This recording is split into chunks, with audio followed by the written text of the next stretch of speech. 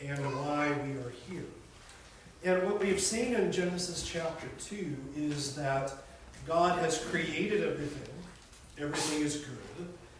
But there is a situation that is not good. It is not good for man to be alone.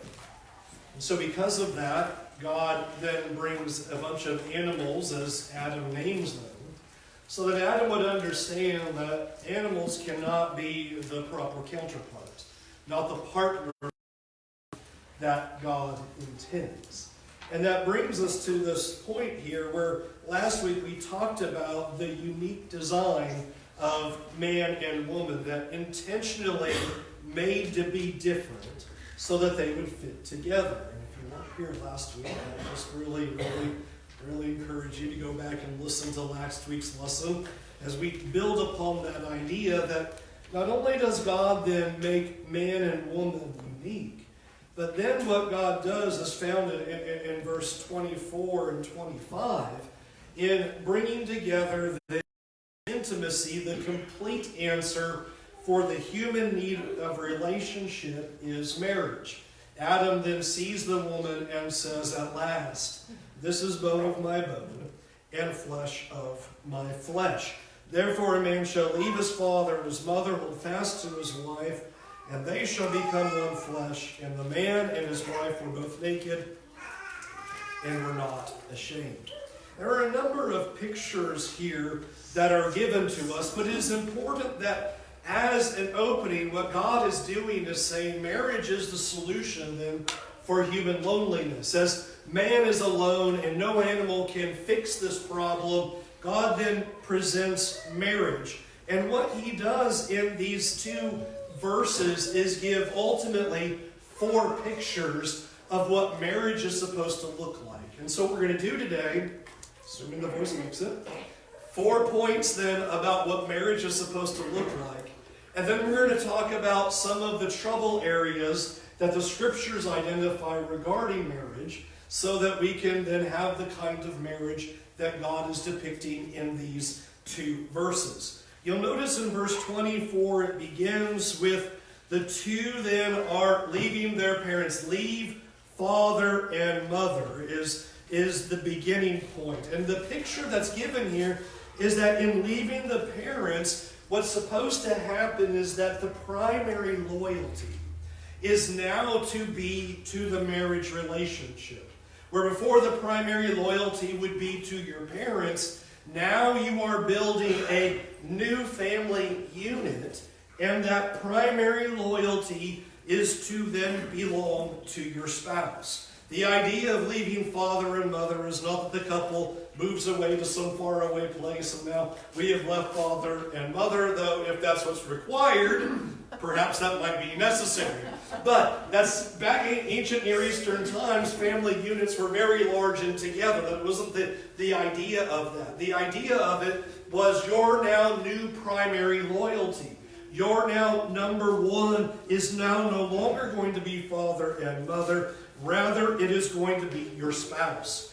Your spouse now becomes your most important person on earth.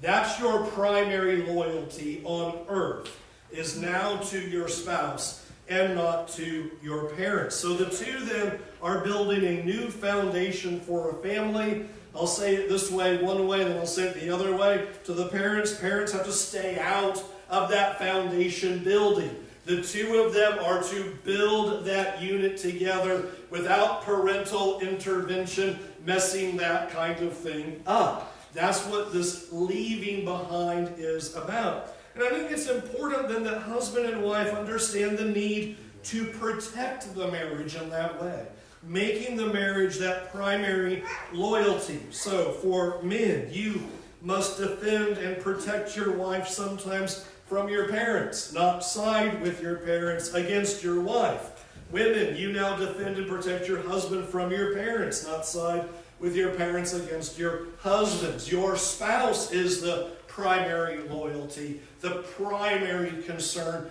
The parents now become secondary. And I think that's just an important picture. A marriage is not going to succeed. It can't. If the primary loyalty is not right there to husband and wife. If primary loyalty remains to other people, the marriage can't work. The marriage is not going to survive. The marriage is going to have all kinds of problems. And so here is God already opening the door and saying, first thing, man leaves father and mother, which important to notice. This is obviously a direction for all future marriages, because who's Adam's parents? Yeah, that didn't happen. Adam doesn't have father and mother. So clearly this being put right here is a picture for the future of what this is going to look like for all men and women. In coming together in this marriage, primary loyalty now comes then to that spouse. Number 2, verse 24. A man shall leave his father and his mother and hold fast to his wife. I apologize, I'm going to be doing this a lot. I hate that, but I'm going to have to. There's no way I'll make it otherwise. I'm going to hold fast to his wife. This is an important word. This word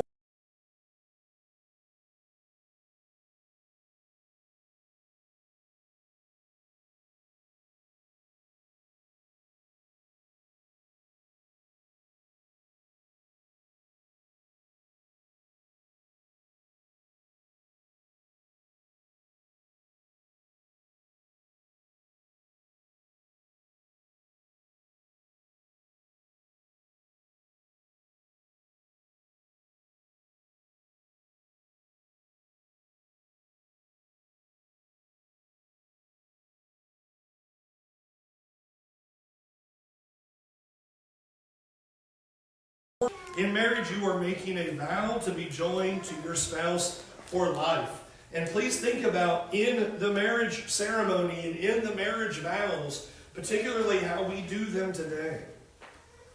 We are saying we're going to be faithful to God. We're going to be faithful in our vow. We're going to be faithful to our calling. We're going to be faithful to our spouse. And we're going to be faithful to the relationship. The reason why that is really important is because I believe today so many people approach marriage as a contract. They look at marriage ultimately as a contract. And what I mean by that is a contract is simply we agree to provide certain services so long as the other person provides the service we are looking for. So, like your cell phone is a contract. And you pay your bills and stay in that so long as they provide the services you want. And if they don't provide the services that you want, what do? You find another provider. You do that with all kinds of things. We're in all kinds of contracts when it comes to those things in our worldly terms. But approaching marriage that way, that is a devastating approach to marriage, because so often what happens is that if the other person is not meeting our needs, or we're not receiving the services that we think we should be receiving, then we end the contract.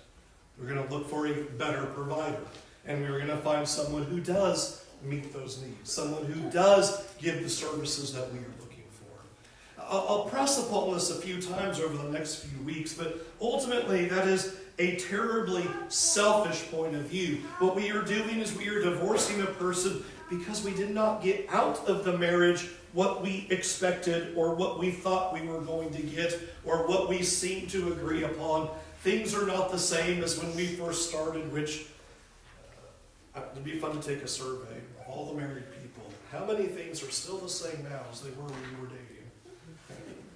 Yeah, it's not going to always be the same. Things are going to change. Kids kind of mess that up, and all kinds of things get in the way of those kinds of things. What you are doing in marriage, rather than it being a contract, is a covenant. You are entering into a covenant. You are not entering into a contract saying, I'm in this as long as I get what I want out of it. Can you imagine ever being at a wedding? And as the vows are in it, you'd be like, I will be with you as long as you always let me watch football, and as long as you always do this, and you always do that, and you always take care of these things. And all. But we'd be like, this is the strangest marriage vows we've ever heard. The most selfish marriage vows we've ever heard. Marriage vows are never worded that way. Marriage vows are always for the good and for the bad. For in health and in sickness. For richer or for poorer. It would be really terrible. I vow to stay with you when things are good and when things are richer. And you're like, what? And yet that's the contract idea. Is that we're presuming something that should not be presumed. Rather, we are entering into a covenant. That we are entering into it with faithfulness. Faithful regardless of if we are going to get what we thought we would get out of the relationship. The reason why the word covenant, I think, is important is because think about that's what God mirrors to us. What God mirrors to us is not, he's in this relationship only for what he gets out of it. How much is he getting out of this? He's probably not getting the good end of the bargain on that relationship here. No, that's what the scriptures are always praising. Is look how faithful God is to the covenant in the face of our unfaithfulness.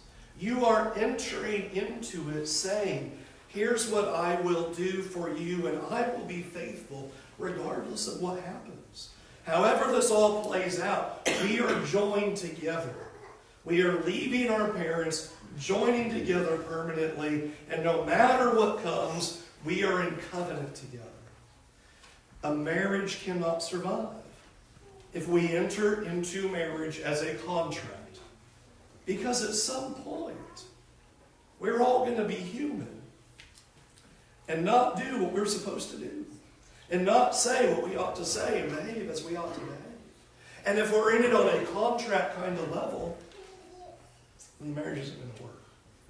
It isn't going to be what God wants it to be. A covenant, then, we come together permanently joining ourselves no matter what. And that's what the rest of verse 24 is getting at. There at the end of verse 24, where it says there, the two shall become one flesh. The two will become one flesh. Think of that statement like this. The two of you now are not going to war against each other. You're not going to pull against each other, but rather it is such a joining together that it is as if you are one. It is a joining together, a uniting together physically, emotionally, mentally, spiritually.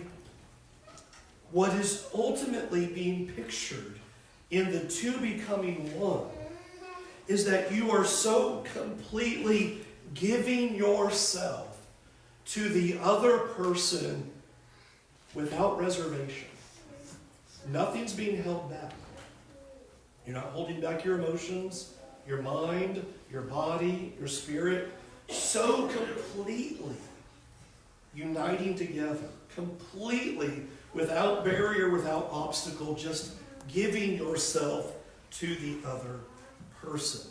This is a beautiful picture that we would not hold anything back in our marriage. And ultimately, then, because we are uniquely designed as complements to one another, then we would give to what the other person needs. We are so giving of ourselves to the relationship that we are filling what the other person needs, what the other person lacks, what the other person desires. This is the two becoming one. And so whatever it is, we hold nothing back and join together. In fact, verse 25 is not a throwaway declaration there. The man and the wife were both naked and not ashamed. This is the picture of it.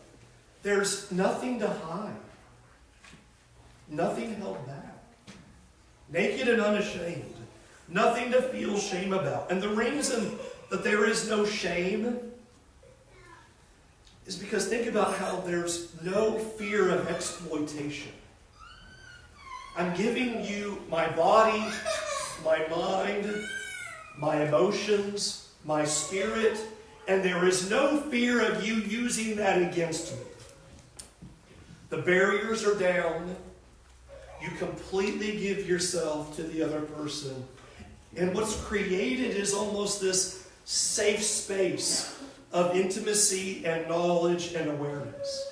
It's a beautiful picture of naked and not ashamed, completely joining together and giving yourselves to one another. Which I think is important just to contemplate for a minute. Because if there is fear, and if there is shame in marriage, whether it be physically, emotionally, mentally, spiritually, what needs to be then considered is, has that been caused by exploitation? You've used this information to harm your spouse. You've taken things that were supposed to be sacred and together in our safe space of knowledge and awareness together, and now other people know about it. You see, there's something beautiful here that God is designing and saying the two become one to such a degree that they are naked and not ashamed. There's safety with one another. The barriers are down. There's openness that exists there. This will become very clear in chapter 3 when this nakedness before God, think about what's being open and straightforward, and everything is on display before God, and now that has to all be retracted back. The same thing's supposed to exist in marriage, naked and not ashamed.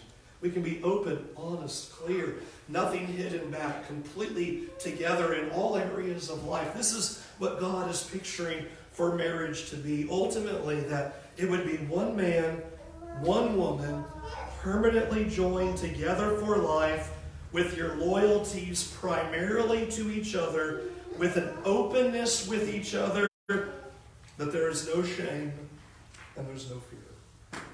That's what that's supposed to look like. That's what God created right here. Sin's going to mess that up in the next chapter. But that's what this marriage relationship is ultimately supposed to be like. Now, unfortunately, marriages can and do struggle. We shouldn't really be surprised by that. You're going to take a man and you're going to take a woman, and they are both human, and they are both filled with human weakness, and they are both sinful, and you're going to say, now do what God says and have a marriage. Well, we both are bringing baggage of sinfulness into this, aren't we? We would like to think that, I'm perfect and she's perfect and it will be perfect. But it's not going to be that way. We are bringing our sinfulness into this. We are bringing our own wreckage and our own past into a marriage. And God, I believe, recognizes this. We are going to sin against each other. We are going to make mistakes with each other. We are going to hurt each other. We're trying to avoid that. But it's going to happen. Because we're sinful people. And we are going to say sinful things. We're going to do sinful things. And this is why I think the Scriptures focus on marriage and the things that it focuses on in marriage. I believe the reason why those commands are given is because those are some of the hardest things to do. That they're not natural. For example, God does not have to command me to eat. It's natural. I didn't need a verse that said, now, dear human beings, make sure you really eat food. No problem. So when God comes along and starts picturing marriage and giving commands, that tells us something. It tells us that these are going to be difficulties. It tells us these are going to be hard areas. It tells us these things are not going to be natural. And what I want to focus on for the rest of our time in regards to marriage is over in 1 Peter chapter 3. If you'd open your Bibles and turn over to 1 Peter chapter 3.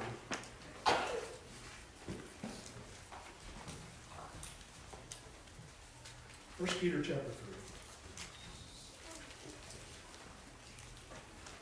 the directions that the Apostle Peter gives here, I think help us get a sense of where we ought to place our focus, because these are the areas that fail the easiest. These are the areas where there are typically problems, as God has pictured the ideal in Genesis 2. Here's what it ought to look like. Leave father and mother, join together permanently, two becoming one, naked and not ashamed. Here is the beauty of what marriage should be. And now the scriptures come along and say, now here is the operation of that to make that work. Here's what it's going to take to accomplish those things. You'll notice in 1 Peter chapter 3 and verses 1 through 7 give the descriptions to wives and to husbands. I will start with the wives only because they are first in the text from verses 1 through 6, and then we will look after that at verse 7 to the husbands. Chapter 3, verse 1. Likewise, wives, be subject to your own husbands, so that even if some do not obey the word, they may be won without a word by the conduct of their wives when they see your respectful and pure conduct. Do not let your adorning be external, the braiding of hair and the putting on of gold jewelry or the clothing you wear, but let your adorning be the hidden person of the heart, with the imperishable beauty of a gentle and quiet spirit, which in God's sight is very precious. For this is how the holy women who hoped in God used to adorn themselves, by submitting to their own husbands, as Sarah obeyed Abraham, calling him Lord. And you are her children, if you do good and do not fear anything that is frightening. All right. Let's start with the first picture here that's given. Is you notice Peter just starts and speaks to the wives. That what wives are doing in marriage is that they are placing themselves under the leadership of the husband. We started at the beginning in Genesis 2 and we said the two becoming one flesh means that the two are not warring together, that the two are not pulling against one another.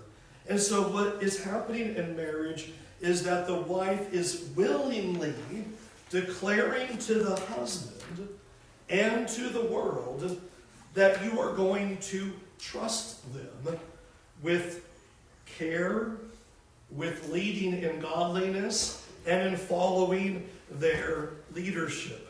I think this is such an interesting picture, because what God says to both the husbands and the wives that we'll talk about in a minute is both challenging. Because ultimately, what a wife is doing is then choosing somebody and saying to the husband, I trust you with my life. I trust you with my heart. I trust you with my mind. I trust you with this family. I am entrusting to you. I am saying to you, you have me completely given to you in your hands. That's the two becoming one flesh. And that's what is ultimately being said. And I think it is important to note for a marriage to have the two becoming one. The husband has to do something and the wife has to do something. We'll talk about the husband in a minute. Right now we're in the wife section. Husband has to do something, the wife has to do something. And what the wife has to do in the two becoming one is being willing to say, I trust you. You take the lead. Think of it like a ballroom dance. A man and a woman. Somebody has to lead the dance. And somebody has to say, I trust you to lead the dance. If both try to lead the dance, it's going to fall apart. It can't happen. And so something very precious and beautiful, as it is being described here, is ultimately happening. Is that your beauty is this quiet inner spirit. And that has probably been misused and misunderstood. But there is something beautiful in you saying, giving my life to you. You are going to be the one whom I trust. The one to whom I'm giving my heart, soul, mind, emotion. I am putting all those things into your hands. That's what's beautiful. That's what Peter is picturing here of women of old, of godliness, who had given themselves to their husbands in that kind of way, is that you are entrusting yourself to them. I would say if you're not married, that tells you something very important, that you are choosing somebody who you can say that about. You are entering into marriage saying, I'm giving my life to you. I'm entrusting myself to you. I'm entrusting this family to you. I'm entrusting my mind and soul and emotions to you. That's what you're saying. That's what marriage is supposed to look like, for two to become one. There has to be the giving of self like that. That's what's so beautiful about Genesis 2.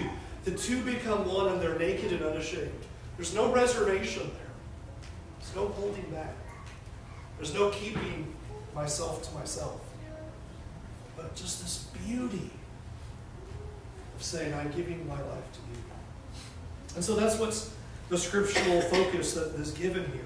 And I think it is so important that wives understand you are entrusting that heart. You are entrusting your emotions. You are entrusting your mind. You are giving yourself in that way to the husband. And that's why now verse 7 makes so much sense of what it's now going to say to him when it says to him, husbands, live with your wives in an understanding way, showing honor to the woman as the weaker vessel, since they are heirs with you of the grace of life, so that your prayers may not be hindered.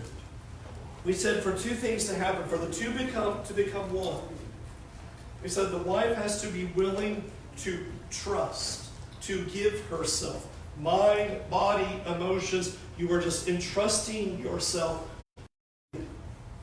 The husband, for the two to become one flesh, needs to understand she's done that. That's a vulnerable position to be in. You want to do that? That's a scary thing. And so husbands, you live with her in an understanding way. You understand her mind and her heart. You understand her value. You understand that she is allowing herself to be vulnerable in the marriage. Rather than warring with you and pulling back and forth and strife and going like this, she's trusting you. And you better understand that. And you better live with her with that understanding. And you live with her in such a way so that everything you do is for her good. That's the husband's call. In fact, even more so, I love the imagery that she used, that you show her honor. You treat her with such honor and such a prized picture in your heart of who she is, that she is of the utmost value to you. I love that image. The idea there of showing her honor as a weaker vessel, I like to image it like this. Quite a few years ago, my dad was able to somehow meet Tony Gwynn, best buddy baseball player for the San Diego Padres. Grew up in San Diego, Hall of Fame. City loves him. He owned that city while he was alive. Dad somehow got him to sign a baseball. And we were like, got a baseball signed from Tony Gwynn. That's amazing. Great baseball player. Batted .394. So you know what we do with that baseball? We go out in the yard every day. We play catch with him.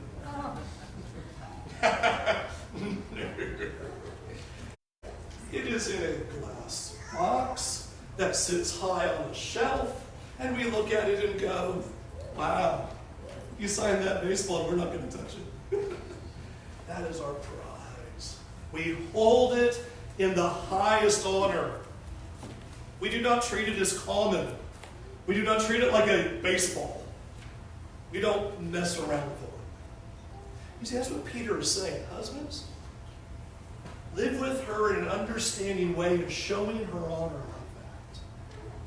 You prize her like that. You put her on the pedestal. She's entrusted her life to you, and you show her honor, and you show her love, and you treat her with that kind of respect and that kind of elevation. In the same way, that's not natural. As human beings, it's easy to think about self first. It's easy to do what sounds good to me, fulfill my desires, my wishes, my wants, do what I want. And in marriage, what both are doing is entrusting themselves to the other. She says, I'm entrusting my life to you. He says, I'm going to do everything for you.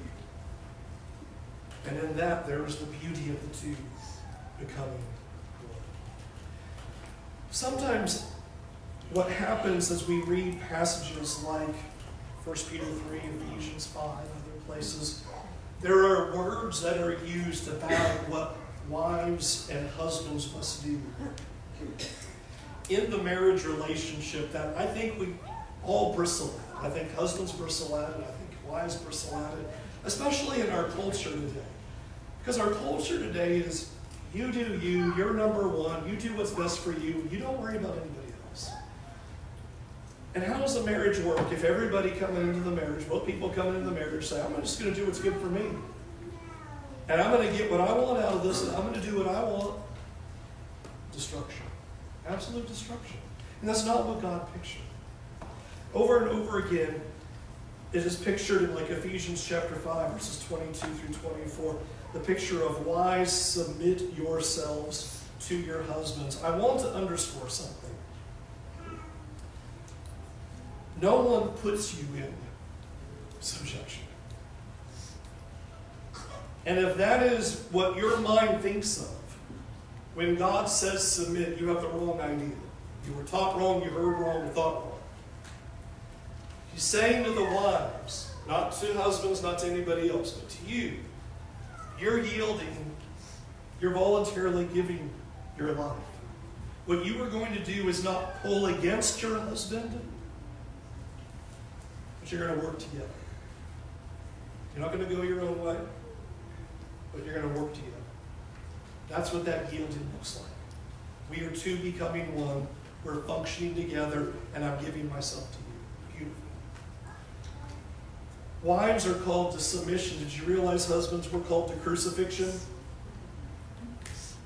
It's what Ephesians 5 says. Ephesians 5 tells husbands to love your wives as Christ loved the church and gave himself for her. How did he give himself? In the most painful way possible, he gave himself. It's the same picture that we are rejecting husbands, our own will and our own desires, and we're dying for our life. She is yielding and giving her life to us, and we aren't going, okay, good, I can do whatever I want to do. No.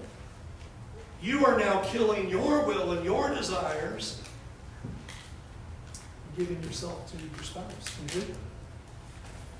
And there is not a sharper, higher picture of what that self-sacrificing love should look like than to parallel the husband's giving of his life to the wife as Christ gave his life. Give me a sharper image than that. That's what husbands do. And so it is not that husbands override the wife, cause fear or intimidation, but love, understand, and elevate the wife. Because that's what Jesus did for us.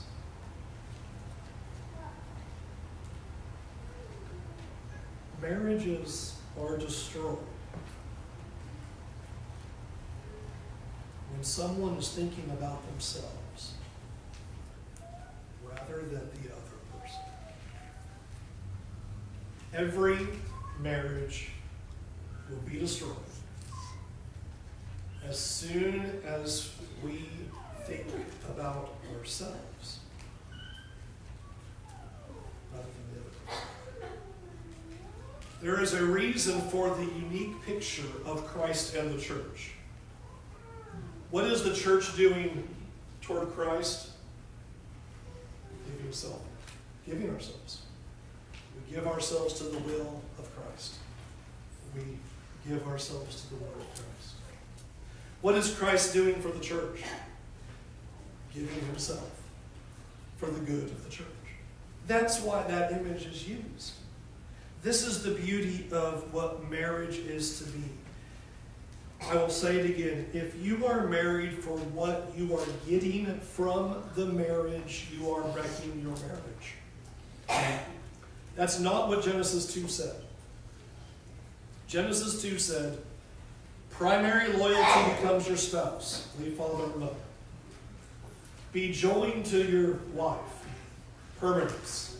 Not giving up on this. This is not a contract. This isn't about what I get out of it. I'm not looking for certain services from my provider. This is a covenant, not a contract. The two become one. Full giving of husbands to their wives, mentally, physically, emotionally, spiritually. Wives, mentally, physically, emotionally, spiritually, to husbands. To create such a safe space together. And such a giving of ourselves together. They're naked and not ashamed. That's the beauty of what God wanted the marriage to be. When sin comes in, the marriage stops looking like that. What I hope you'll do is, if your marriage doesn't look like that, look, where's the sin? There's sin somewhere. If the marriage is not functioning according to those 4 principles of Genesis 2, there's sin somewhere. Here's what I'll say. As humans, our natural default and easy position to go to is think about self. And as soon as we do that, we are harming the marriage. It's being eroded and it's being destroyed. Stop thinking of self and give yourself. Wives, as Christ did to the church, or husbands. Wives, as the church did to Christ, and husbands, as Christ did to the church. That's the image. If you're unsure what that giving looks like, there's your model.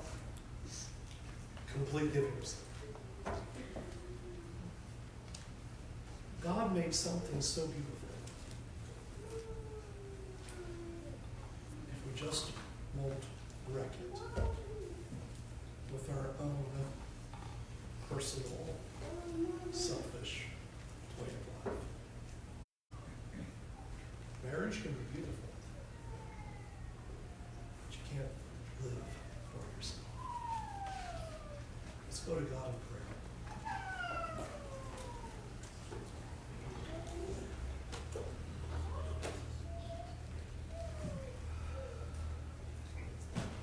Our Heavenly Father,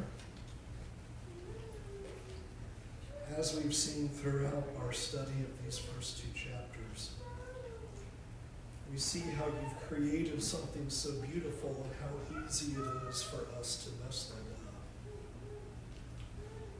In the first chapter, we saw how we're supposed to all be images of you, showing the world your goodness and glory, and we messed that up. And we saw in the second chapter how we're made differently, uniquely designed to work together and not to war against each other, or to put one another down, or suggest one gender's better than another, and we mess that up. And now we see the picture of marriage. We see a beautiful picture of such willing self-sacrifice to give to the other person lives, our very being, the whole of who we are. We miss that. These first two chapters are beautiful about your creation, your design, all that you had in store for us and how we have messed that up. God, I pray that we would consider our own relationships, whether if we are in a marriage or thinking about marriage or plan to marry, that we will be mindful and ever aware of what you intended. And that we would always give ourselves and not try to take for ourselves. Lord, forgive us for when we have taken for ourselves. We've tried to exert our will, exert our desires, do what is in our own best interest, rather than seeking out the interest of our spouse. Lord, marriage shines a strong light to help us see what amazing love you have for us, that you always act in our best interest. You always do what is good for us. You always give yourself for us. Lord, thank you for your love of such a degree like that. Thank you that you gave yourself to such the extreme, that you would give your son. As undeserving as we were, that you just completely gave everything to show your love for us. Thank you for that, Lord. And God, help us model that in our marriages as we live forward. Help us to give ourselves as you gave to us. In Jesus' name. Sing the invitation song, we invite you to come to Jesus. See how God gave for you, and it's a beautiful thing. And God is asking us to give to him. Give your life, give your soul, give everything you have to him. Can we help you do that? Turn away from your sins. Confess Jesus to be the Son of God, and be immersed in water for the forgiveness of your sins. And come and do that now while we sing.